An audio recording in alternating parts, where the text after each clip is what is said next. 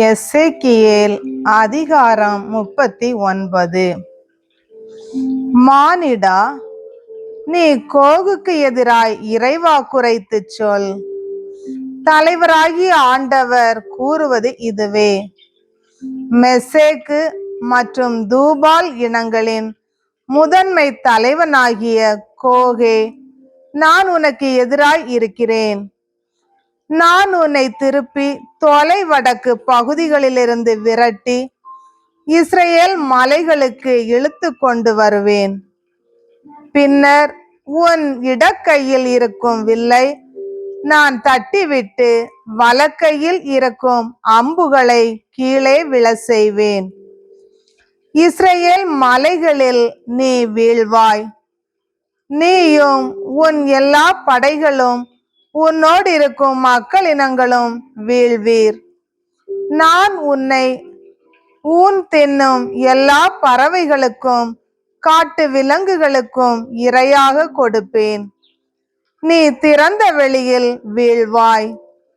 நானே இதை உரைத்தேன் என்கிறார் தலைவராகிய ஆண்டவர். நான் மாகோகின் மீதும் கடலோரங்களில் பாதுகாப்பாய் வாழும் எல்லார் மீதும் நெருப்பை அனுப்புவேன்.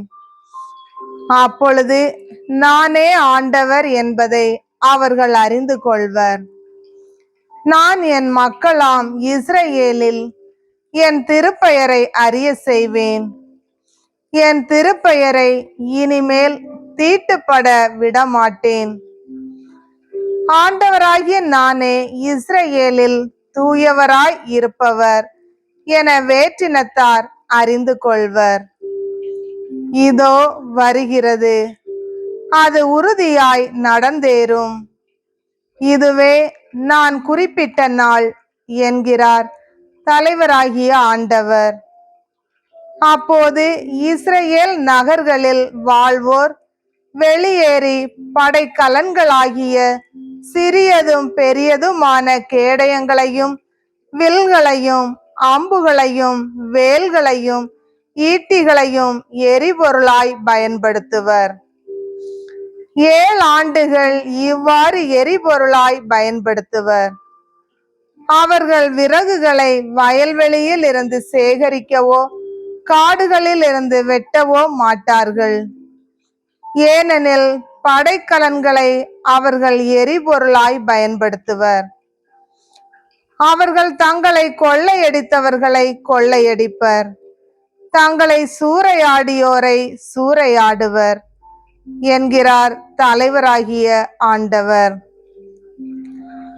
அந்த நாளில் இஸ்ரேல் கடலுக்கு கிழக்கே வழிப்போக்கர்களின் பள்ளத்தாக்கில் கோகுக்கு ஓர் இடுகாடு கொடுப்பேன். அது வழிப்போக்கரின் பாதையில் இருக்கும். ஏனெனில் கோகையும் அவனுடைய கூட்டத்தினர் அனைவரையும் அவர்கள் அங்கே புதைப்பர். எனவே அதை அமோன் கோகு பள்ளத்தாக்கு என அழைப்பர். நாட்டை தூய்மைப்படுத்தும் பொருட்டு இஸ்ரேல் வீட்டார் அவர்களை 7 மாதங்கள் புதைப்பர். நாட்டின் எல்லா மக்களும் அவர்களை புதைப்பர். நான் என் மாட்சியை வெளிப்படுத்தும் அந்நாள் அவர்களுக்கு சிறப்பான நாளாய் இருக்கும் என்கிறார் தலைவராகிய ஆண்டவர். நாட்டை தூய்மைப்படுத்த வழிப்போக்கர் குழு ஒன்றை அவர்கள் அமைப்பர். அக்குழுவினர் அவர்கள் நாடெங்கும் சென்று மண்ணில் எஞ்சி கிடக்கும் பிணங்களை தேடி புதைப்பர். 7 மாத முடிவில் அவர்கள் இப்படி தேடத் தொடங்குவர். அவர்கள் நாடெங்கும் செல்கையில் ஒருவன் ஒரு மனித எலும்பு கூட்டை பார்த்தால் புதைப்போர் அதனை அமோன் கோகு பள்ளத்தாக்கில் புதைக்கும் வரை அதன் அருகில் ஓர் அடையாளம் வைக்க வேண்டும். இத்துடன் அமோனா எனும் பெயரில் ஒரு நகரமும் இருக்கும். இவ்வாறு அவர்கள் நாட்டை தூய்மைப்படுத்துவர். மானிடா, தலைவராகிய ஆண்டவர் இவ்வாறு கூறுகிறார்: எல்லா பறவைகளையும் எல்லா காட்டு விலங்குகளையும் அழைத்து செல். வாருங்கள், எப்பக்கமும் இருந்து நான் தயாரிக்கும் என் பலிக்கு ஒன்று திரண்டு வாருங்கள்.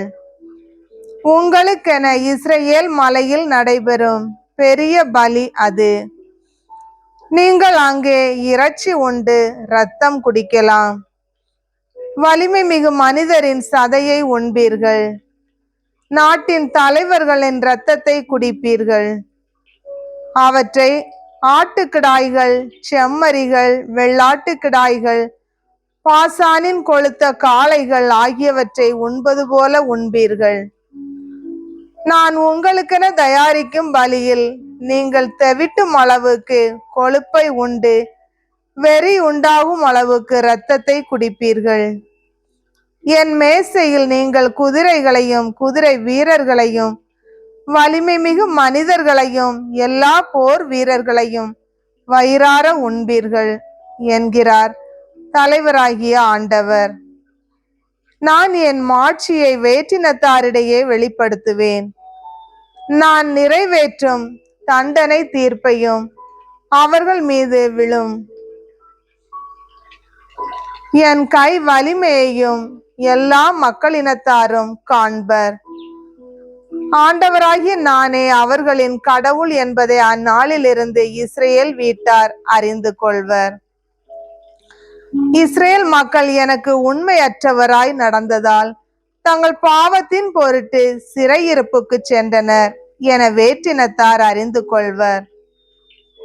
எனவே நான் என் முகத்தை அவர்களிடமிருந்து மறைத்து கொண்டு அவர்களை பகைவர்களின் கையில் ஒப்புவித்தேன். அவர்கள் எல்லாரும் வாளால் வீழ்ந்தனர்.